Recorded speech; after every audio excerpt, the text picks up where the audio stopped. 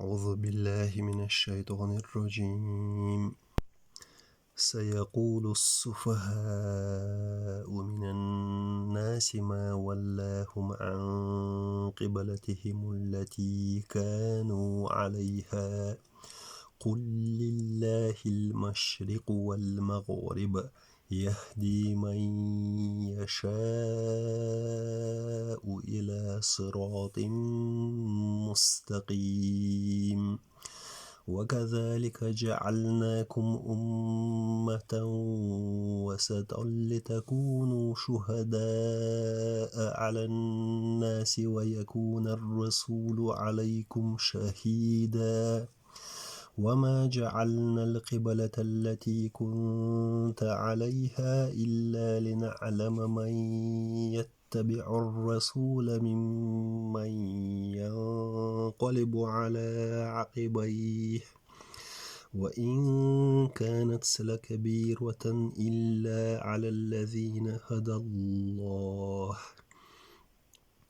وما كان الله ليضيع إيمانكم إن الله بالناس لرؤوف رحيم قد نرى تقلب وجهك في السماء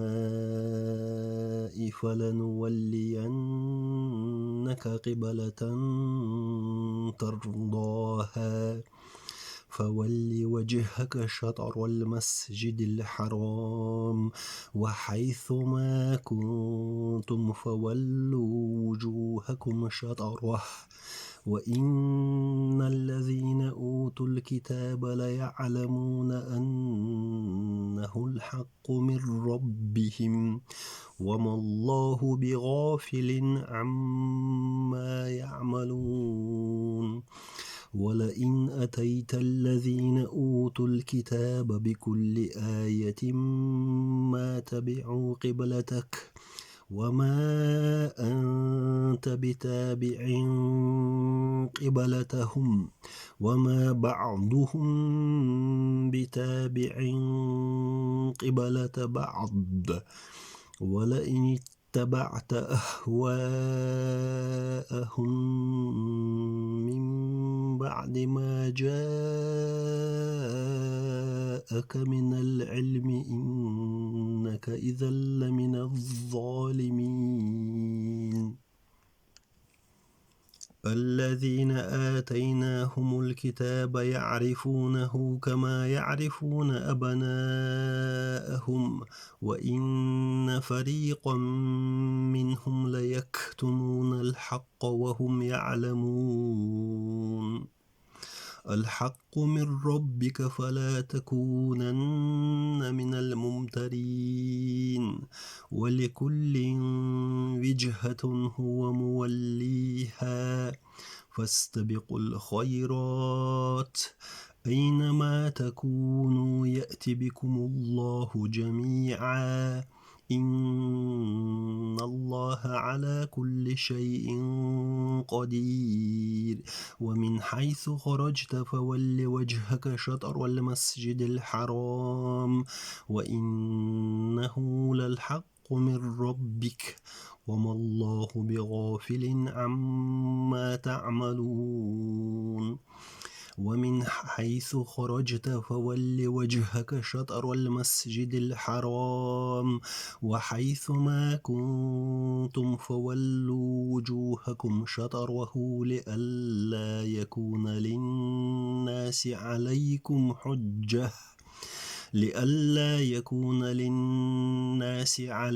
حجة إلا الذين ظلموا منهم فلا تخشوهم واخشوني ولأتم نعمتي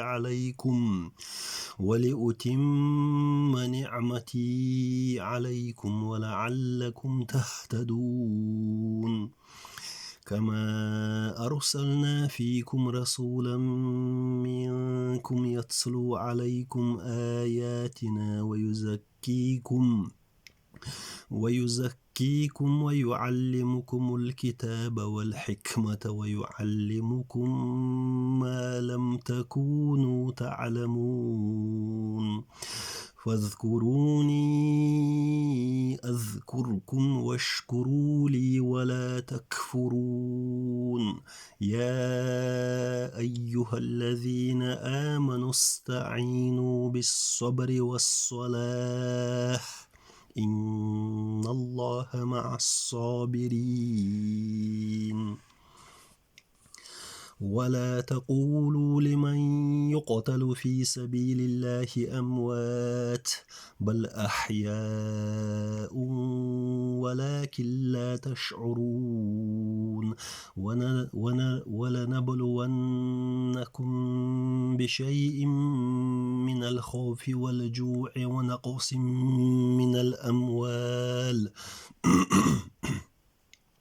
ونقص من الأموال والأنفس والثمرات وبشر الصابرين الذين إذا أصابتهم مصيبة قالوا إنا لله وإنا إليه راجعون أولئك عليهم صلوات من ربهم ورحمة وأولئك هم المهتدون إن الصفا والمروة من شعائر الله فمن حج البيت أو اعتمر فلا جناح عليه أن يطوف بهما ومن تطوع خيرا فإن الله شاكر عليم إن الذين يكتمون ما أنزلنا من البينات والهدى من بعد ما بيناه للناس في الكتاب أولئك يلعنهم الله ويلعنهم اللاعنون إلا الذين تابوا وأصلحوا وبينوا فأولئك أتوب عليهم وأنا التواب الرحيم إن الذين كفروا وماتوا وهم كفار أولئك عليهم لعنة الله والملائكة والناس أجمعين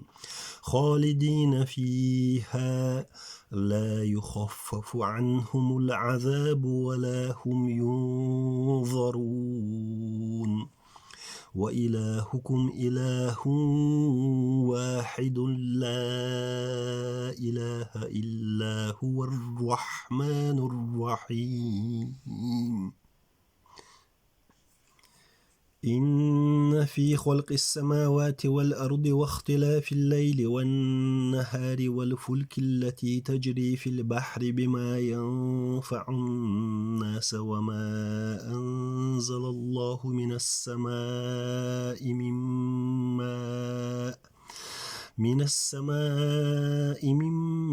ماء فأحيا به الأرض بعد موتها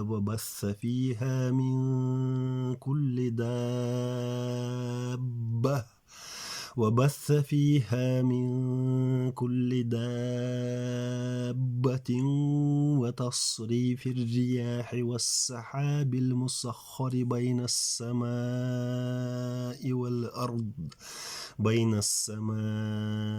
والأرض لآيات لقوم يعقلون ومن الناس من يتخذ من دون الله أندادا يحبونهم كحب الله والذين آمنوا أشد حبا لله ولو يرى الذين ظلموا إذ يرون العذاب أن القوة لله جميعا وأن الله شديد العذاب إذ تبرأ الذين اتبعوا من الذين اتبعوا ورأوا العذاب وتقطعت بهم الأسباب وقال الذين اتبعوا لو أن لنا كرة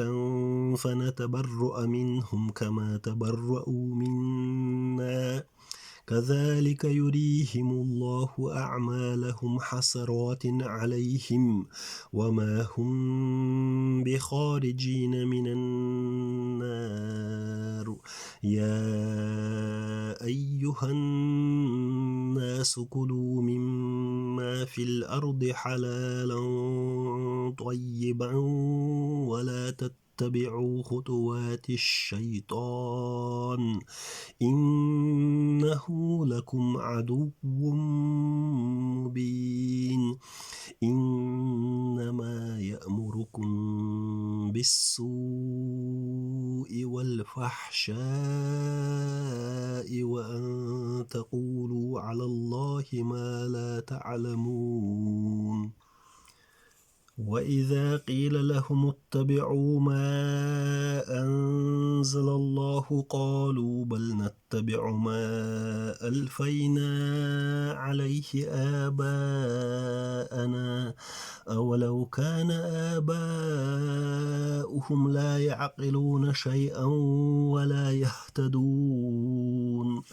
ومثل الذين كفروا كمثل الذي ينعق بما لا يسمع إلا دعاء ونداء صم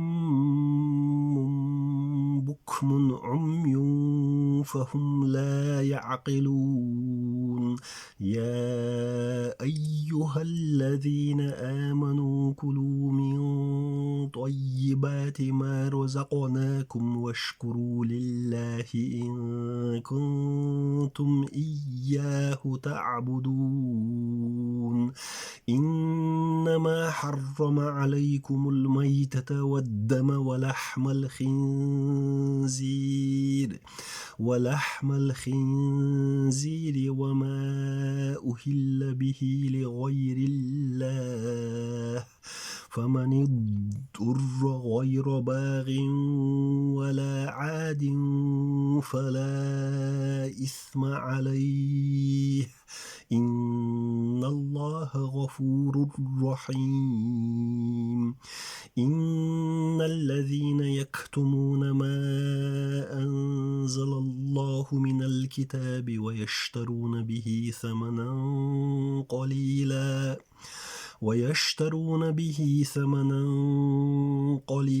أولئك ما يأكلون في بطونهم إلا النار ولا يكلمهم الله يوم القيامة ولا يزكيهم ولهم عذاب أليم أولئك الذين اشتروا الضلالة بالهدى والعذاب بالمغفرة فما أصبرهم على النار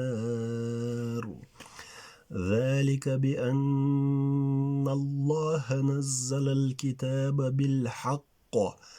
وإن الذين اختلفوا في الكتاب لفي شقاق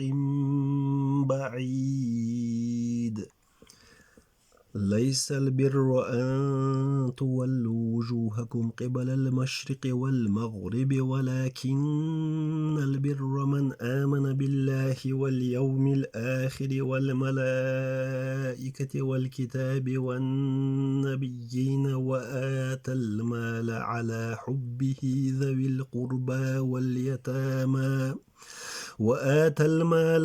حبه ذوي القربى واليتامى والمساكين وابن السبيل والسائلين وفي الرقاب وأقام الصلاة وآتى الزكاة والموفون بعهدهم إذا عاهدوا والصابرين في البأساء والضراء وحين البأس أولئك أولئك الذين صدقوا وأولئك هم المتقون يا أيها الذين آمنوا كتب عليكم القصاص في القتل الحر بالحر والعبد بالعبد والأنثى بالأنثى فمن عفي له من أخيه شيء فاتباع بالمعروف وأداء إليه بإحسان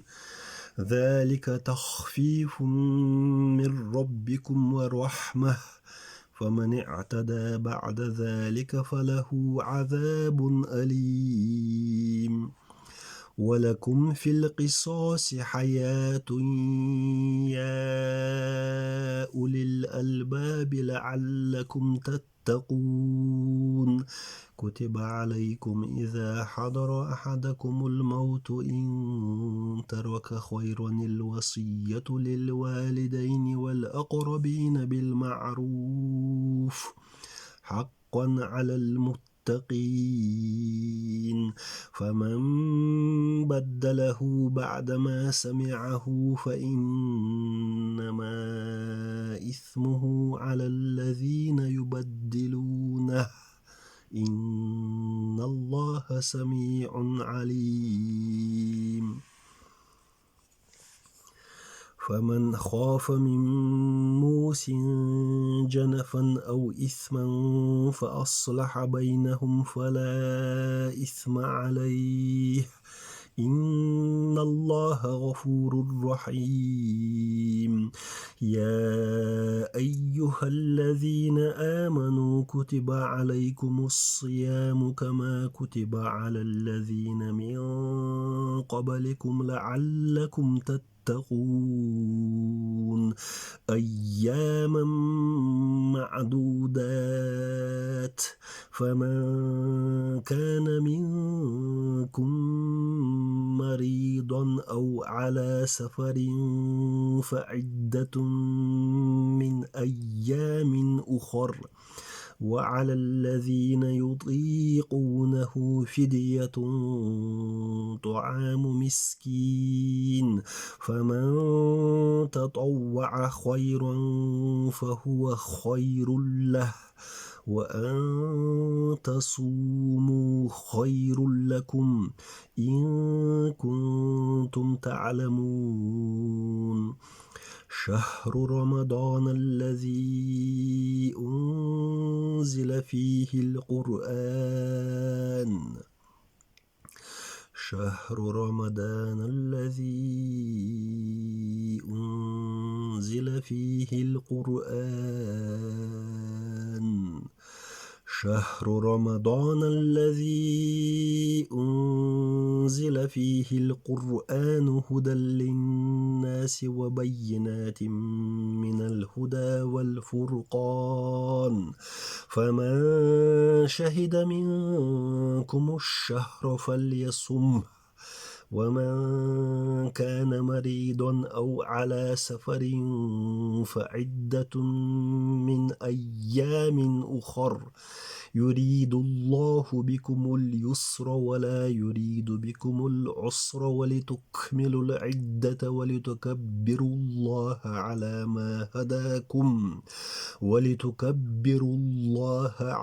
ما هداكم ولعلكم تشكرون وإذا سألك عبادي عني فإني قريب أجيب دعوة الداع إذا دعان فليستجيبوا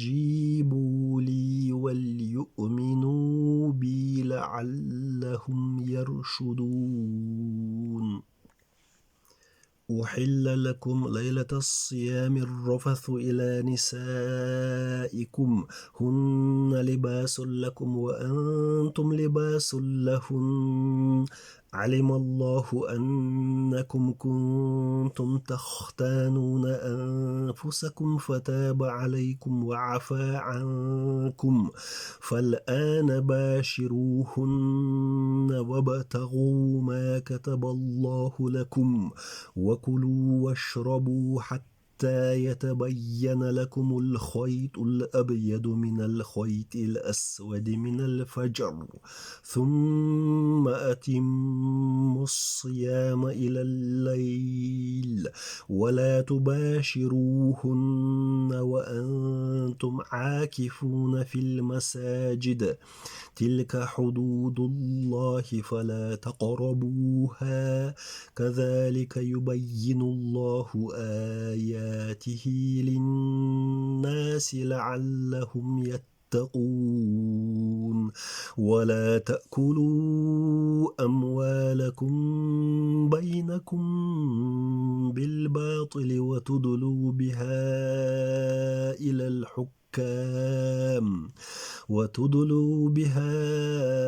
إلى الحكام لتأكلوا فريقا من أموال الناس بالإثم وأنتم تعلمون يسألونك عن الأهلة قل هي مواقيت للناس والحج وليس البر بأن تأتوا البيوت من ظهورها ولكن البر من اتقى وأتوا البيوت من أبوابها واتقوا الله لعلكم تفلحون وقاتلوا في سبيل الله الذين يقاتلونكم ولا تعتدوا إن الله لا يحب المعتدين وقتلوهم حيث ثقفتموهم وأخرجوهم من حيث أخرجوكم والفتنة أشد من القتل ولا تقاتلوهم عند المسجد الحرام حتى يقاتلوكم فيه فإن قاتلوكم فاقتلوهم كذلك جزاء الكافرين فإن انتهوا فإن الله غفور رحيم وقاتلوهم حتى لا تكون فتنة ويكون الدين لله فإن انتهوا فلا عدوان إلا على الظالمين الشهر الحرام بالشهر الحرام والحرمات قصاص فمن اعتدى عليكم فاعتدوا عليه بمثل ما اعتدى عليكم واتقوا الله واعلموا أن الله مع المتقين وأنفقوا في سبيل الله ولا تلقوا بأيديكم إلى التهلكة وأحسنوا إن الله يحب المحسنين وأتموا الحج والعمرة لله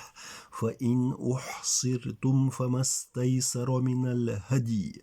ولا تحلقوا رؤوسكم حتى يبلغ الهدي محله فمن كان منكم مريضا أو به أذى